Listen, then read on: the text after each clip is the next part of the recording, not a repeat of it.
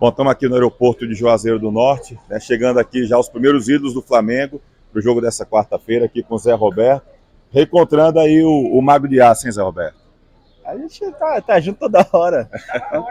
Tava agora junto, mas feliz de estar sempre com os amigos e fazer essa festa bonita aí. Primeira vez aqui em Juazeiro do Norte. Primeira vez hoje do Norte, na terra do nosso amigo aí.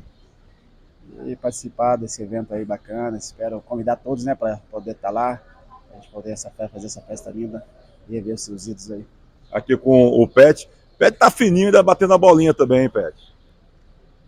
Bom dia. Tá de madrugada e você tá me zoando. Que fininho que nunca esteve mais gordo na minha vida. É, rapaz. Quem tá fininho é esse rapaz aqui.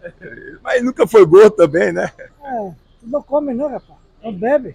Nada. Olha, você gravou o vídeo dizendo que a Vespa jogava 5 minutos, 50. Dá pra jogar os 90? Ele dá pra jogar 120. E eu e Zé junto dá pra jogar um 10. Se tiver falta, quem bate, Zico ou Pet?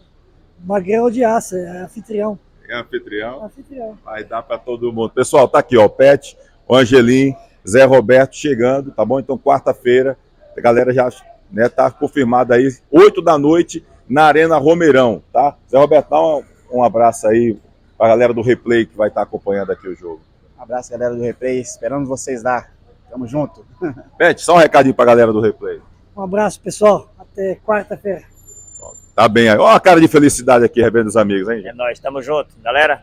Mas já vai estar lotado, né? Já tem mais de 8 mil ingressos vendidos aí, então vai estar os 10 mil, que é a capacidade máxima aí. Eu tenho certeza que vai ser uma grande festa. Galera do Mengão vai estar presente aí, prestigiando os grandes ídolos como Pet, Zé Roberto, Zico, enfim, a galera que vem toda pro evento. Primeira. Pessoal, imagem do Dudu, Benjamin, Tony Souza, grandes momentos, merece Replay. Valeu.